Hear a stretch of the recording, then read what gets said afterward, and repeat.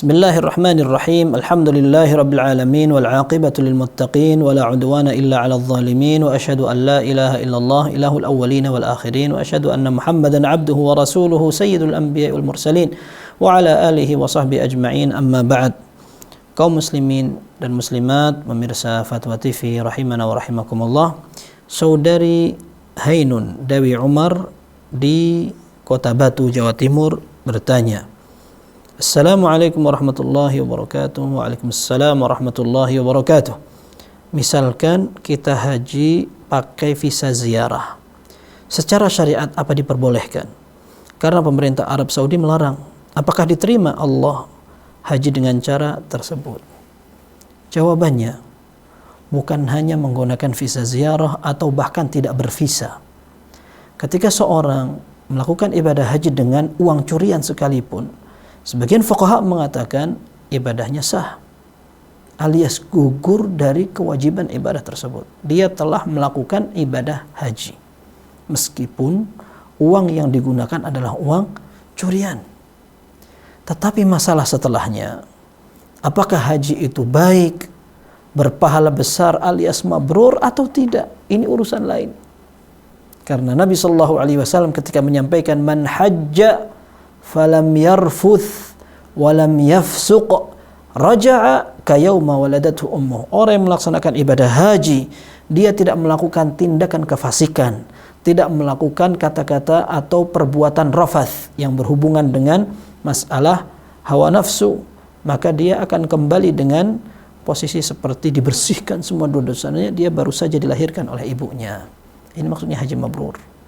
Dan para ulama ketika menyebutkan hajjun mabrurun laisa lahu jazaa'un illal jannah, haji mabrur yang tidak ada balasan kecuali surga, mereka mengatakan hajjun mabrur itu alladzi la yukhalituhu itsm, haji yang tidak dicampuri sedikit pun dengan dosa. Kemudian sesuai dengan aturan syariat, ikhlas, kemudian benar hajinya. Ikhwah sekalian, ketika pemerintah menentukan sebuah peraturan, maslahatnya bukan untuk pemerintah sendiri, akan tetapi untuk orang banyak. Kenapa jumlah kuota dibatasi? Karena kondisi dan medan ibadah itu tidak luas dan mencakup banyak orang. Kalau ada orang berdesak-desakan, tentu kita tidak rela.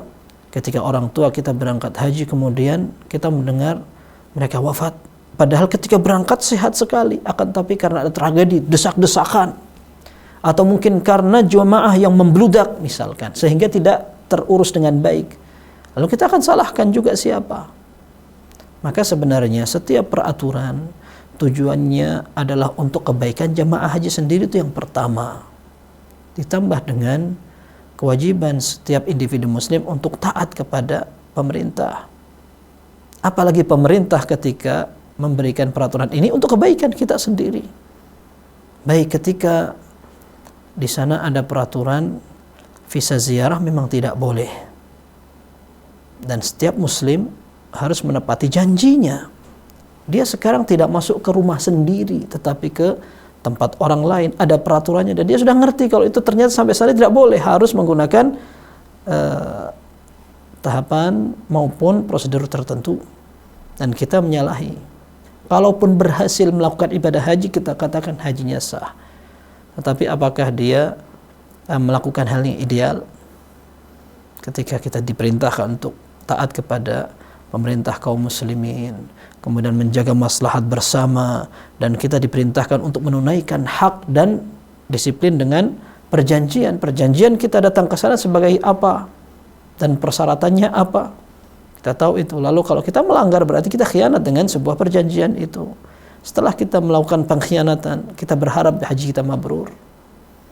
Maka untuk kaum muslimin, usahakan haji kita betul-betul tidak ada masalahnya.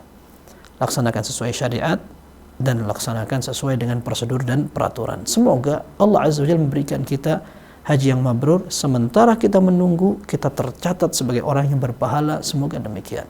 Wallahu a'lam bis-shawab. Sallallahu wasallam wa baraka ala abdihi wa rasulihi nabiyina Muhammad wa alihi wa sahbihi ajma'in. Walhamdulillahirabbil alamin.